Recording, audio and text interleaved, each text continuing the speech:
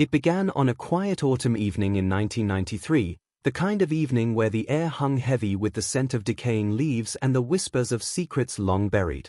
Jeanie Childs, a vibrant 20-year-old with eyes that sparkled with dreams yet to be realized, was found brutally murdered in her small, unassuming apartment on the outskirts of Minneapolis. The police arrived at the scene to find chaos frozen in time, furniture overturned, shattered glass scattered like fallen stars across the floor, and crimson footprints smeared along the faded linoleum, leading away from her body as if marking a trail of guilt. The investigation unfolded methodically at first, each detail meticulously catalogued, each whisper of evidence handled with delicate precision. But it was the footprints that caught the detective's attention, footprints too large and too distinct to be dismissed. They led from Jeanie's room to the fire escape, their pattern unmistakable, a pair of heavy work boots, the kind worn by those who labored in the shadows of the city's industrial heart. 4 weeks, the police scoured the neighborhood, knocking on doors, questioning friends and family, yet every lead seemed to dissolve like breath in the winter air. Jeanie's life, once filled with promise and laughter, was reduced to a collection of memories, photographs on mantels, whispered prayers at candlelit vigils, and the haunting presence of those crimson footprints. But then, just as the case began to cool, a witness emerged, a neighbor who claimed to have seen a man leaving Jeanie's apartment that night, his face hidden beneath a hood, his steps hurried and deliberate. The description was vague, almost spectral, but it was enough to reignite the investigation. Detectives canvassed the area once more, this time with a sharper edge, a keener sense of desperation. And then they found him, Marcus Heller, a factory worker with a history of petty crime and a pair of boots that matched the size and tread of those that had marked Jeanie's floor with her own blood. It seemed almost too perfect, the way the pieces fell together, the way Marcus fit the mold of the city's idea of a killer, rough around the edges, solitary, a man who knew the weight of his own fists. The trial was swift, a spectacle of grief and rage, with Jeanie's family weeping silently in the gallery and Marcus standing stone-faced at the defense table. The footprints became the cornerstone of the prosecution's case, each muddy impression a testament to his guilt. And when the verdict came, guilty on all counts, the city exhaled as one, the weight of fear momentarily lifted. But justice, like footprints in the snow, sometimes leads where you least expect. Years passed, and Jeanie's case faded from the headlines, her name remembered only by those who loved her and those who had walked the halls of that courthouse. Marcus remained in prison, his protests of innocence ignored, his appeals denied. And then came the twist, the ripple that cracked the veneer of justice wide open. It began with a new detective, young and unburdened by the weight of the case's history, sifting through the evidence with fresh eyes. He noticed something, a detail so small it had been overlooked for years. The footprints, the ones that had damned Marcus, had a distinctive wear pattern, a scuff on the left heel, a crack across the arch. They weren't just any boots, they were custom-made, sold in only 3 stores across the city. Marcus had never purchased them. The revelation sent shockwaves through the department, the kind that whispered of errors too grave to ignore, of secrets too dangerous to unearth. The detective dug deeper, uncovering sales records, interviewing clerks who vaguely remembered the boots, a tall man, clean-shaven, always in a hurry. And then came the break, a name that had been scribbled hastily on a warranty card, Timothy Gates. A name that had never been connected to Jeanie, never even whispered in the halls of that courthouse. But Timothy Gates had a secret, one that lay buried beneath layers of respectability and charm. A local contractor, well-liked and well-connected, with no history of violence. But beneath that facade lay a history of obsession, of unspoken desires and unrestrained rage. The detective followed the trail, each step revealing more of Gates' shadowed life, restraining orders quietly settled, incidents of violence brushed under the rug. The day the detective knocked on Gates' door, there was no answer, only the silence of a life meticulously curated to hide its cracks. But in the garage, covered by a tarpaulin layers of dust, lay the boots, the same boots that had walked through Jeanie's blood and left footprints of injustice on Marcus's life. DNA testing was swift, irrefutable. Gates was arrested, his mask of respectability shattered in an instant. Marcus was released, his freedom bittersweet, the years lost to concrete and steel unrecoverable. And yet, the city did not rejoice as it had before. There were no celebrations, no proclamations of justice served. Only the whisper of footprints, of the lives they had marked, and the secrets they had buried. But the story did not end there. As Gates awaited trial, rumors began to surface, whispers of connections deeper than one man's obsession, threads that led back to powerful figures, to unsolved murders, to footprints that had been washed away before anyone had noticed.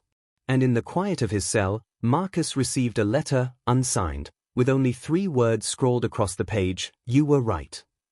The envelope bore no return address, but the postmark was clear: Minneapolis. Marcus stared at the words, the weight of them heavy in his hands, and knew that the footprints had not yet led to their final destination. The letter sat heavy in Marcus's hands, its 3 words, "You were right," etched into his mind like a scar. He turned the envelope over, searching for clues, for anything that might unravel the mystery behind its arrival. But there was nothing, only the Minneapolis postmark and the faintest trace of perfume, sweet and familiar, clinging to the paper.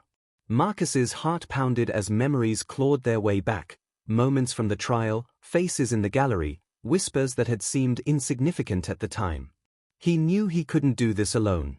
Without hesitation, he dialed Detective Connor Hale, the one who had cracked the case wide open, who had believed in his innocence when no one else would. The phone rang twice before Hale picked up, his voice gruff and laced with exhaustion.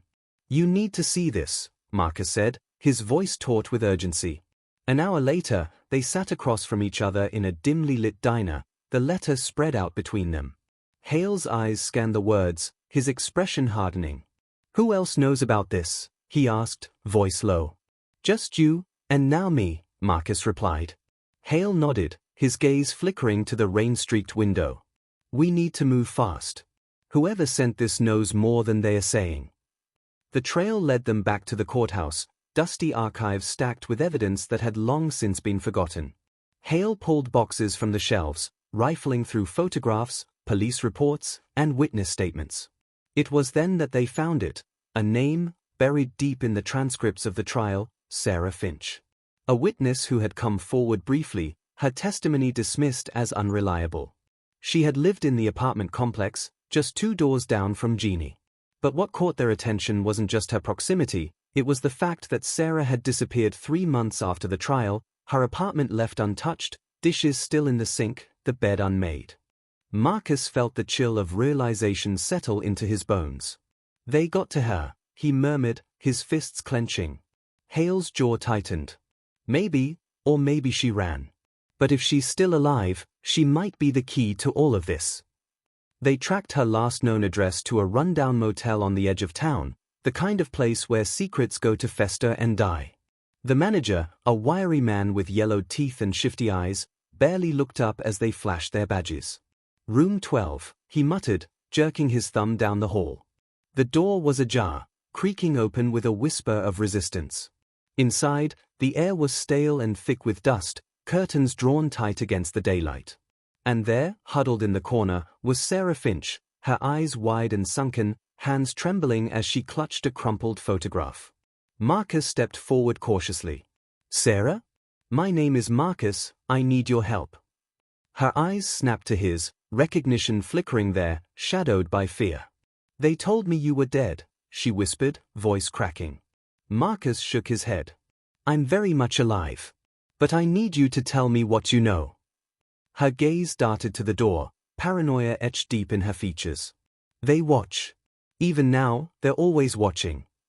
Hale stepped forward, his voice gentle but firm. "Who's watching, Sarah? Who did this to Jeanie?" Her eyes filled with tears, the photograph slipping from her grasp. It landed face up at Marcus's feet, and he felt his breath hitch. It was a group photo, construction workers standing in front of a half-finished building. There, in the back row, was Timothy Gates. But it wasn't just him. Standing beside him, arms slung over his shoulder, was Detective Larson, the lead investigator on Jeanie Childs. Hale cursed under his breath, snatching up the photograph. This changes everything." But before they could say another word, the sharp crack of gunfire shattered the silence. The window exploded inward, glass raining down like jagged rain. Hale grabbed Marcus, dragging him to the floor as Sarah screamed, clutching her knees to her chest. Marcus's heart thundered in his ears. They found us, he whispered, voice shaking. Hale's eyes were sharp, unyielding. We need to move. Now. As they pulled Sarah to her feet, Marcus caught one last glimpse of the photograph, its edges curling in the breeze from the shattered window. Gates. Larson. And a third man he hadn't noticed before, tall, well-dressed, standing just a step behind them. Marcus felt a chill snake up his spine. He'd seen that man before, at his trial, sitting in the back row, watching with eyes that never blinked. They fled into the night, shadows trailing behind them like phantoms. But Marcus knew there would be no peace, not now. Not until the footprints led them to the truth, no matter how dark the path became. The car roared down the rain-slicked streets, headlights slicing through the darkness as Hale gripped the wheel, knuckles white with tension. In the backseat, Sarah trembled, her eyes darting to every shadow that flickered past the window. Marcus sat beside her, his mind racing with the image of that photograph. Gates, Larson, and the third man, the one who had watched his trial with eyes that seemed to drink in his suffering. Who is he? Marcus asked, his voice rough with desperation. The man standing with Gates and Larson, who is he? Hale's eyes flickered to the rearview mirror, jaw clenched. That's Arthur Voss. Real estate mogul, political donor, and if I'm not mistaken, the silent partner behind the construction projects Gates used as his cover. Marcus's heart pounded. You think he's part of this? Hale gave a grim nod. Not just part of it.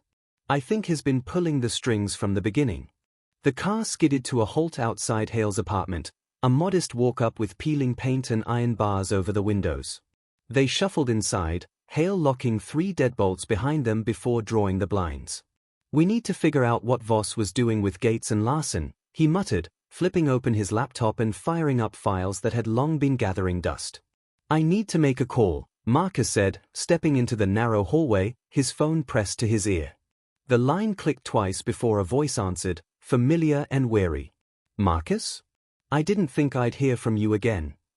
It was his old public defender, Kelly Rogers, the only one who had believed him back then, who had fought tooth and nail until the system had ground her down.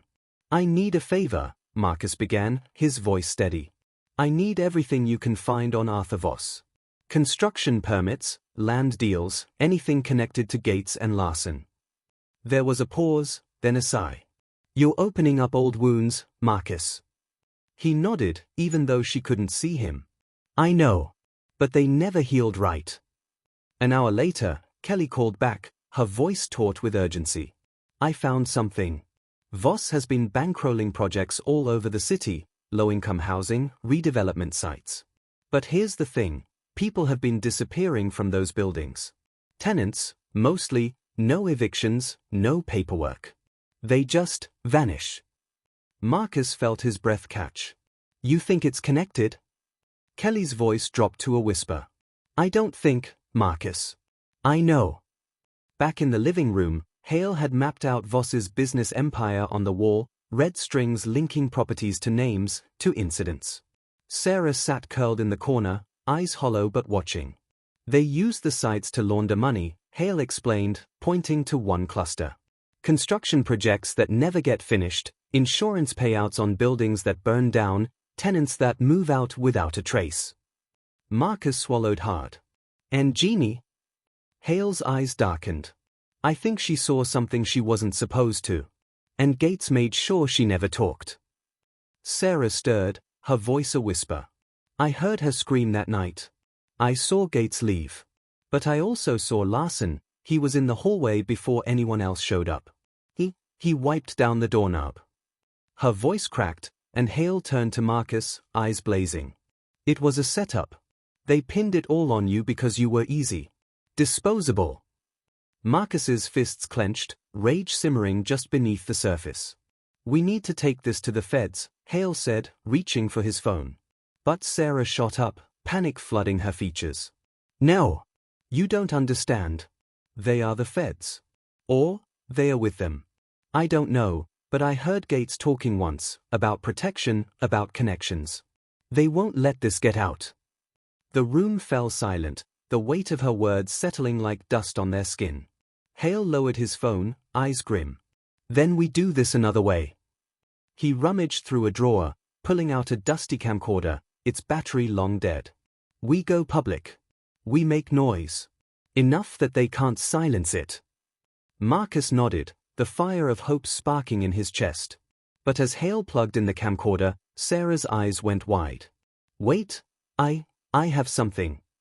She reached into her tattered bag, pulling out a minicassette, its label smudged but legible. Jeanie gave me this the night before she died. She said if anything happened to her, I should listen. Hale grabbed an old tape recorder from his desk, slamming the cassette into place. The machine whirred, clicking before Jeanie's voice crackled to life, soft, breathless, terrified. If you're hearing this, then I'm gone. They know. Gates, Larson, and Voss. They're planning something bigger than just this neighborhood. They want Eastbrook. They want the whole city, and they'll kill anyone who gets in their way. Her voice broke, a muffled sob bleeding through the static. I'm so sorry, Sarah, I'm so sorry. The tape clicked off, silence settling thickly around them. Hale's hands shook as he ejected it, his eyes meeting Marcus's. We have them.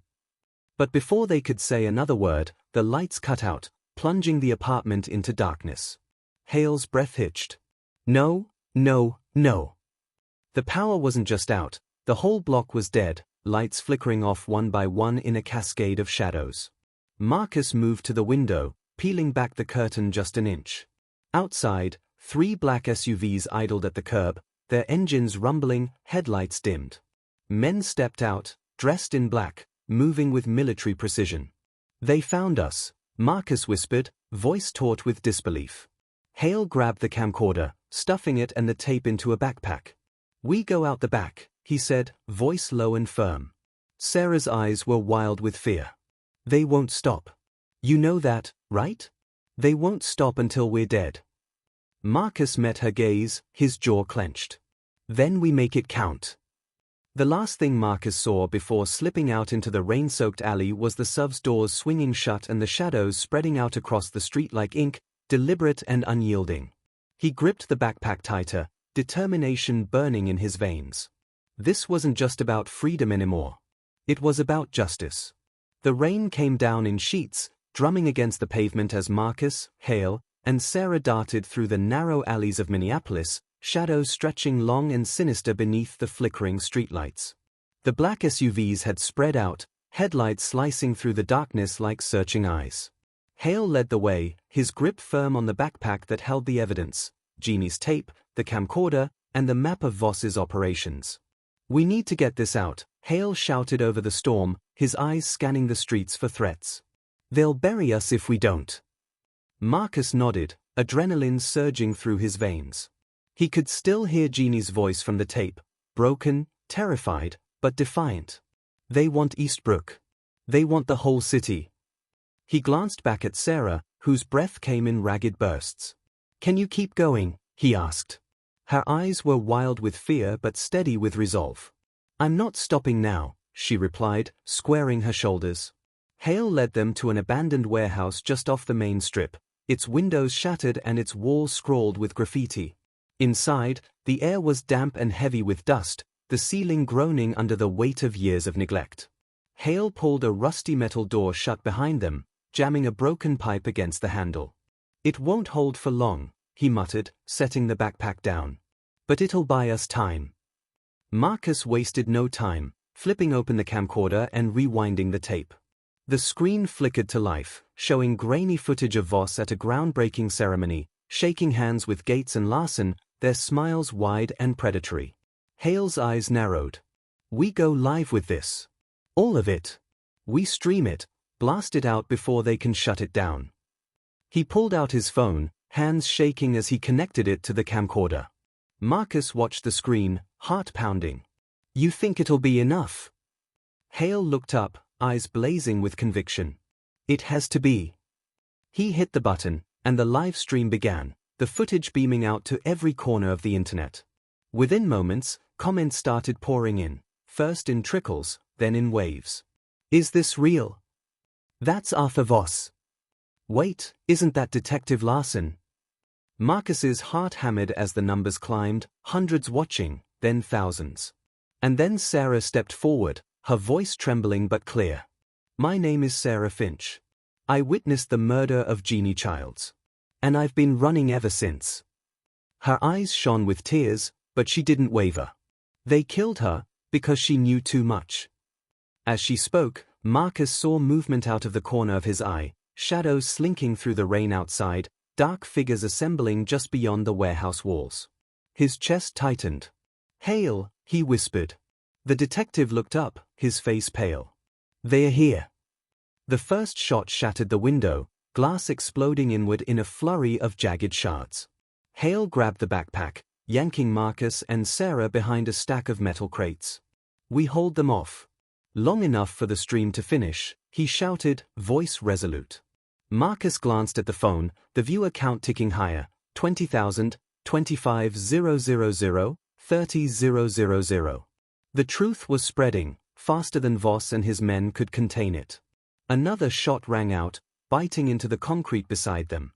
Hale cursed, his hand slipping to the pistol at his side. "This isn't gonna end pretty," he muttered, eyes hardening with determination. "You two, take the back exit. I'll hold them off." Marcus's eyes went wide. "No. We do this together." But Hale shook his head, a grim smile playing at his lips. "My life's been about redemption, Marcus. This is mine." Before Marcus could argue, Hale burst from behind the crates, gun blazing, his shouts echoing through the warehouse. The shadows returned fire, the air thick with smoke and the tang of gunpowder. Marcus grabbed Sarah's arm, pulling her toward the back exit, the stream still running in his pocket. 40,000, 45,000, 50,000, the world was watching now.